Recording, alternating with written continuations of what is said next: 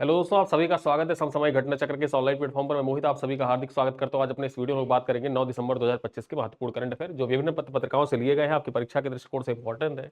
To the point यहाँ पर हम लोग चर्चा करेंगे अपने वीडियो में। और साथ ही साथ मैं आपको एक चीज बता दूं कि यहाँ पर देखा जाए जो हमारा करंट अफेयर डेली आता है, इस डेली करंट अफेयर को हम लोगों ने मासिक पैकेज के रूप में डिजाइन करके रखा है। जो मासिक पैकेज आप इस वीडियो के पिन कमेंट में जाएंगे तो पिन कमेंट को चेक करेंगे, वहां पर मासिक पैकेज का लिंक मिल जाएगा, जिस मासिक पैकेज को आप ज्वाइन कर सकते हैं। इस मासिक पैकेज में देखें तो आपको प्रतिदिन डेली शाम को 7:30 बजे वीडियो क्लास मिलती है। क्लास पीपीटी पीडीएफ इत्यादि आपको प्रतिदिन शेयर की जाती है। साथ ही साथ डेली 10 एमसीक्यू का ऑनलाइन टेस्ट होता है। ठीक है, महीने के अंत में कंपाइल पीडीएफ आपको प्रोवाइड किया जाता है। 100 एमसीक्यू यानी कि जो पूरे महीने के जो आपने करंट अफेयर पढ़े हैं उनमें से बेस्ट 100 क्वेश्चन का आपसे ऑनलाइन टेस्ट लिया जाता है, जो सेल्फ असेसमेंट टेस्ट होता है। अपनी तैयारी को परख सकते हैं कि आपकी तैयारी किस स्तर पे है और आप किस लेवल के करंट अफेयर को तैयार कर रहे हैं। ठीक है, तो ये सारी सुविधाएं आप अवेल कर सकते हैं। इस सुविधाओं को अवेल करने के लिए आप हमारे पिन कमेंट को चेक करिएगा, वहां से आपको डिस्क्रिप्शन में लिंक मिल जाएगा। और ये क्लास आपकी UP PCS, BPSC, LT grade परीक्षा, यूपीएसआई, यूपी ट्रिपल एससी तथा अन्य एक दिवसीय परीक्षाओं के दृष्टिकोण से बेहद महत्वपूर्ण होती है। Daily newspaper based current affair पर अपनी इस क्लास में लोग चर्चा करते हैं। और यहाँ पर जो हमारे चर्चा करने की प्रक्रिया है, वो चर्चा करने की प्रक्रिया ऐसी है कि हम लोग 9 दिसंबर के करंट अफेयर में भी चर्चा करेंगे, साथ ही साथ 8 दिसंबर को हमने क्या पढ़ा था उसको एक बार रिवाइज करते हुए चलेंगे। ठीक है, तो सबसे पहले देखते हैं यहाँ पर हमने कल क्या पढ़ा था। यूनेस्को की बैठक जो हो रही है, अंतर सरकारी बैठक होती है। यहाँ पर देखा जाए इंटर गवर्नमेंटल जो बैठक होती है यूनेस्को की, हर 2 साल में आयोजित की जाती है। इस बार कहां पर इसका आयोजन हो रहा है? नई दिल्ली के लाल किले में इसका आयोजन किया जा रहा है 8 से लेकर 13 दिसंबर के बीच में। और यहाँ पर देखा जाए जो दीपावली है, दीपावली को विश्व की अमूर्त सांस्कृतिक विरासत का दर्जा मिलने की प्रबल संभावना व्यक्त की जा रही है। ठीक है, और जो 2027 में बैठक होगी, ठीक है, 2027 में जो बैठक होगी उसके लिए जो छठ पूजा है, छठ पूजा को नॉमिनेट किया गया। 2027 में जो बैठक होगी उसमें छठ पूजा को देखा जाए तो प्रबल संभावना रहेगी कि अमूर्त सांस्कृतिक विरासत का दर्जा छठ पूजा को भी मिल जाए। ठीक है, यहां पर चर्चा करें। अगली खबर हमने क्या देखी थी? संघाई के चानबिंग जिले में भारत के नए वाणिज्यिक दूतावास भवन का उद्घाटन किया गया और 32 वर्षों बाद स्थानांतरण के रूप में यह किया गया था। ठीक है, तो याद रखना, जो चानबिंग जिला है सिंघाई का, वहीं पर भारत के नए वाणिज्यिक दूतावास का उद्घाटन 32 वर्षों के बाद किया गया है। भारतीय मूल की डॉक्टर रेणुका अय्यर को अमेरिका स्थित नेशनल कॉम्प्रिहेंसिव कैंसर नेटवर्क का मुख्य चिकित्सा अधिकारी सीएमओ नियुक्त किया गया है। ठीक है, तो ये पॉइंट आपको याद रखना है कि अमेरिका स्थित नेशनल कॉम्प्रिहेंसिव कैंसर नेटवर्क की सीएमओ कौन बनी है?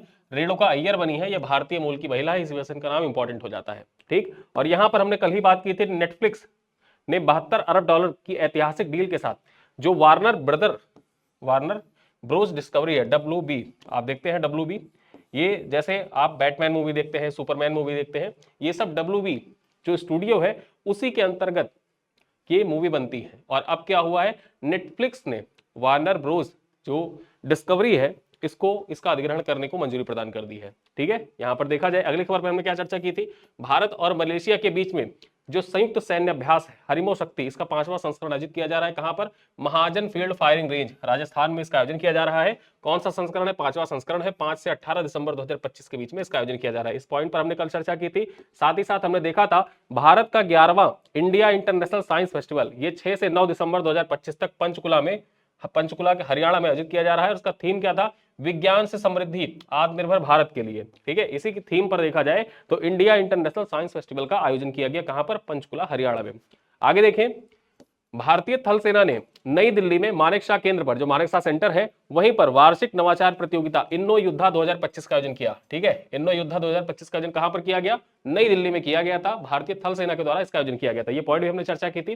साथ ही साथ यहां पर देखा जाए तो एनजीटी की जो चेन्नई पीठ है, ठीक है, क्षेत्रीय पीठ, इसने 6-7 दिसंबर को क्षेत्रीय पर्यावरण सम्मेलन 2025 का आयोजन किया था। ठीक है, एनजीटी के अध्यक्ष कौन है वर्तमान में? आप कमेंट करके बताइएगा। आगे देखें, इजराइल ने मेजर जनरल रोमन गॉफमैन को जून 2026 से मोसाद का नया प्रमुख नियुक्त किया। यानी कि अपना पदभार देखा जाए कब संभाल लेंगे? जून 2026 में संभालेंगे।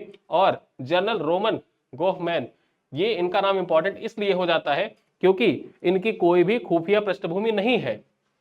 ये जो इजरायली डिफेंस फोर्स है वहां पर मेजर जनरल है और इनको अब मोसाद का नया चीफ नियुक्त कर दिया गया है और ये जून 2026 से अपना पदभार ग्रहण करेंगे। रोमन गॉफमैन का जन्म कहां पर हुआ था? तो इनका जन्म हुआ था बेलारूस में। कहां पर? बेलारूस में इनका जन्म हुआ था। ये पॉइंट आपको याद रखना है। ठीक है, और चलते चलते हमने क्या चर्चा की थी? 10वां पॉइंट हमने देखा था, भारतीय यहां पर देखा जाए कप्तान रोहित शर्मा जो है ये 20,000 इंटरनेशनल रन बनाने वाले चौथे भारतीय बल्लेबाज बन गए। ठीक है, 20,000 इंटरनेशनल रन पूरा करने वाले। चौथे बल्लेबाज पहले कौन? सचिन। दूसरे कौन? राहुल द्रविड़। तीसरे कौन? विराट कोहली। ठीक है, और चौथे रोहित शर्मा।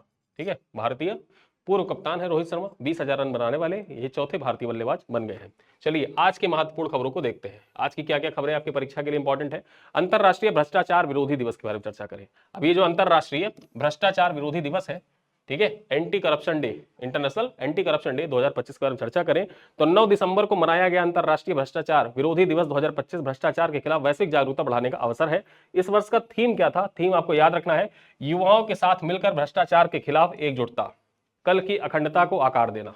ठीक है, ये है इसका मुख्य विषय। इसी केंद्रीय विषय पर इस बार जो देखा जाए ये एंटी करप्शन डे आयोजित किया जा रहा था। आज इसका आयोजन था और यहां पर 9 दिसंबर को हर साल क्या मनाया जाता है? अंतरराष्ट्रीय भ्रष्टाचार विरोधी दिवस मनाया जाता है। ठीक है, थीम जरूर याद रखना, युवाओं के लिए मिलकर भ्रष्टाचार के खिलाफ एकजुटता, कल की अखंडता को आकार देना। ठीक है, यहां पर देखा जाए ये दिवस जो है यूएनओडीसी के द्वारा आयोजित किया जाता है। ये दिवस जो महत्वपूर्ण दिवस है ये वैश्विक रूप से देखा जाए यूएनओडीसी के द्वारा आयोजित किया जाता है। ठीक है, चलिए आगे देखते हैं। ग्लोबल एनर्जी लीडर समिट, इसके बारे में चर्चा करते हैं। ग्लोबल एनर्जी लीडर समिट 2025 के बारे में। ठीक है, तो भारत का पहला ऊर्जा आत्मनिर्भरता, स्थिरता और नवाचार पर आधारित शिखर सम्मेलन जो ग्लोबल एनर्जी लीडर समिट है, इसका आयोजन कहां पर किया गया? 5 से 7 दिसंबर के बीच में पूरी उड़ीसा में इसका आयोजन किया गया था। कहां पर? पूरी उड़ीसा में इसका आयोजन किया गया था। यहां पर देखा जाए इसके आयोजक कौन थे, किसके द्वारा इसका आयोजन हुआ था? तो उड़ीसा सरकार और टोनी ब्लेयर इंस्टीट्यूट के द्वारा। किसके द्वारा? टोनी ब्लेयर इंस्टीट्यूट और उड़ीसा सरकार के द्वारा मिलकर ग्लोबल एनर्जी लीडर समिट का आयोजन किया गया था। ठीक है, चलिए विषय क्या था, किस विषय पर इसका आयोजन हुआ था? तो भारत को सशक्त बनाना, पर्याप्त संतुलन नवाचार। ठीक है, पर्याप्त संतुलन नवाचार, पर्याप्तता संतुलन नवाचार, improving India's self resilience balance और इनोवेशन, ये इसका थीम था। इसी थीम पर आयोजित किया गया था। उद्घाटन किसके द्वारा किया गया? तो जो उड़ीसा के मुख्यमंत्री है मोहन चरण मांझी, इसके द्वारा यहां पर देखा जाए तो उद्घाटन किया गया था। ठीक, तो याद रखना है ग्लोबल एनर्जी लीडर समिट का आयोजन कहां पर किया गया था? डायरेक्टली आपसे परीक्षा में पूछेगा तो इसका आयोजन पूरी उड़ीसा में किया गया था। ठीक है, चलिए आगे देखते हैं। जो फिनो पेमेंट्स बैंक है, फिनो पेमेंट बैंक को आरबीआई ने लघु वित्त बैंक जो स्मॉल फाइनेंस बैंक है इसमें बदलने की मंजूरी प्रदान कर दी है। ठीक है, यानी कि अब जो फिनो पेमेंट बैंक है ये लघु वित्त बैंक बन गया है। ठीक, चर्चा करते हैं क्या खबर है। यह भारत का पहला पेमेंट बैंक बन गया है जिसे स्मॉल फाइनेंस बैंक में रूपांतरित होने की अनुमति मिली है। ठीक है, यहां पर देखा जाए स्मॉल फाइनेंस बैंक बनने के बाद फिनो अब लोन दे सकेगा, ज्यादा रकम की जमाएं स्वीकार कर सकेगा। इसकी शुरुआत 2017 में हुई थी। मुख्यालय कहां पर है फिनो पेमेंट बैंक का? तो नवी मुंबई में। कहां पर? नवी मुंबई में इसका मुख्यालय है। और यहां पर हम चर्चा करें वर्तमान इसके एमडी और सीईओ कौन है? तो ऋषि गुप्ता है। ठीक, तो फिनो पेमेंट बैंक के सीईओ कौन है? ऋषि गुप्ता है। मुख्यालय कहां पर है? नवी मुंबई में है। शुरुआत कब हुई थी? 2017 में हुई थी। और इसको अब स्मॉल फाइनेंस बैंक में कन्वर्ट कर दिया गया, मंजूरी प्रदान कर दी गई है आरबीआई के द्वारा। ठीक है, चलिए देखते हैं। अब फिनो पेमेंट बैंक जो है ये एयू, इक्विटास, उज्जीवन जैसे लघु वित्त बैंकों की श्रेणी में शामिल हो गया है। ठीक, चलिए महत्वपूर्ण हो जाता है आपके एग्जाम के लिए। आगे चर्चा करें। एसआईआर अभियान के तहत मतदाता सूची को 100% डिजिटल करने वाला पहला राज्य कौन बना है? परीक्षा में आपसे डायरेक्टली पूछ सकता है। एसआईआर चर्चा में है तो यहां पर देखा जाए जो राजस्थान है, राजस्थान, ठीक, राजस्थान जो है ये जो एसआईआर अभियान चल रहा था उसके तहत जो मतदाता सूची थी उसको 100% डिजिटलाइज करने वाला पहला राज्य कौन बन गया है? राजस्थान। चर्चा करते हैं, पॉइंट खबर क्या है। राजस्थान देश का पहला राज्य बन गया है जिसने एसआईआर 2026 अभियान के तहत अपनी पूरी यहां पर देखें तो 5.46 करोड़ की मतदाता सूची जो थी इसको 100% डिजिटल कर दिया है। ठीक है, यहां पर देखा जाए ईसीआई नेट, यहां पर election commission of India net, यहां पर देखा जाए इसके द्वारा तथा बीएलओ ऐप की मदद से 97% वोटरों का डिजिटल मैपिंग पूरा किया गया। केवल 3% मतदाताओं का जो दस्तावेज है वो दस्तावेज देना पड़ा था और बाद में जो बीएलओ थे उन बीएलओ तथा जो ईसीआई नेट है इसके माध्यम से उनको भी पूरी तरीके से डिजिटलाइज कर दिया गया। ठीक है, यहां पर चर्चा करें। यह उपलब्धि चुनावी सूची को पूरी तरह पेपरलेस, सत्यापित और सटीक बनाने की दिशा में एक महत्वपूर्ण कदम है। आगे चर्चा करें। एसआईआर 2026 में जो ड्राफ्ट सूची है ये 16 दिसंबर 2025 को जारी होगी। अंतिम सूची 14 फरवरी 2026 को प्रकाशित की जाएगी। ठीक, तो एसआईआर के बारे में महत्वपूर्ण हो जाता है आपकी परीक्षा के लिए कि पहला राज्य कौन है जिसने SIR अभियान के तहत जो मतदाता सूची थी उसको 100% डिजिटलाइज कर दिया है। ठीक, तो राजस्थान ऐसा करने वाला पहला राज्य बन गया है। चलिए आगे देखते हैं, अगली खबर क्या है। पतंजलि समूह और रूस सरकार के बीच में महत्वपूर्ण MOU पर हस्ताक्षर हुआ है। ठीक, तो पतंजलि के द्वारा तथा अभी आप जानते ही हैं व्लादिमीर पुतिन भारत आए हुए थे, तो उसी दौरान देखा जाए जो रूस सरकार है उसके बीच में और पतंजलि के बीच में एक MOU पर हस्ताक्षर किया गया है जो योग, आयुर्वेद, प्राकृतिक चिकित्सा इत्यादि को बढ़ावा देने के लिए महत्वपूर्ण साबित होगा। चर्चा करें तो दिसंबर 2025 में पतंजलि समूह और रूस सरकार के बीच में एक महत्वपूर्ण MOU पर हस्ताक्षर हुए हैं। इस समझौते का उद्देश्य क्या है? रूस में योग, आयुर्वेद, प्राकृतिक चिकित्सा, भारतीय स्वास्थ्य कल्याण मॉडल को बढ़ावा देना। ठीक है, यानी कि जो भारत की स्वास्थ्य कल्याण मॉडल है इसको रूस में किस प्रकार से स्थापित किया जा सकता है, किस प्रकार से बढ़ावा दिया जा सकता है, इसी के लिए पतंजलि समूह ने रूस सरकार के साथ समझौते ज्ञापन पर हस्ताक्षर किया है। यहां पर देखा जाए ये MOU जो हुआ है ये बाबा रामदेव और रूस के मंत्री हैं सरगई चेरामिन, इनके बीच में हस्ताक्षरित हुआ है। ठीक है, कुछ प्रमुख सहयोग के क्षेत्र हैं वो कौन कौन से क्षेत्र है यहां पर देखा जाए। रूस में पतंजलि शैली के वेलनेस सेंटर स्थापित करना, आयुर्वेद, योग और प्राकृतिक चिकित्सा का प्रचार करना, पतंजलि उत्पादों के लिए रूस में बाजार विस्तार करना, भारतीय योग प्रशिक्षकों और आयुर्वेद विशेषज्ञों का स्किल एक्सचेंज करना, दोनों देशों के बीच में हेल्थ टूरिज्म को बढ़ावा देना। ठीक है, ये कुछ महत्वपूर्ण क्षेत्र है, इन्हीं महत्वपूर्ण क्षेत्रों पर फोकस करते हुए ये समझौता ज्ञापन हस्ताक्षरित हुआ है।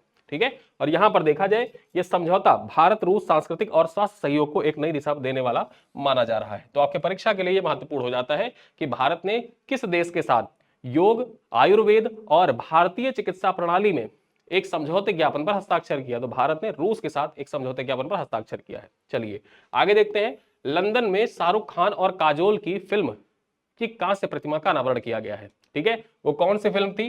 DDLJ,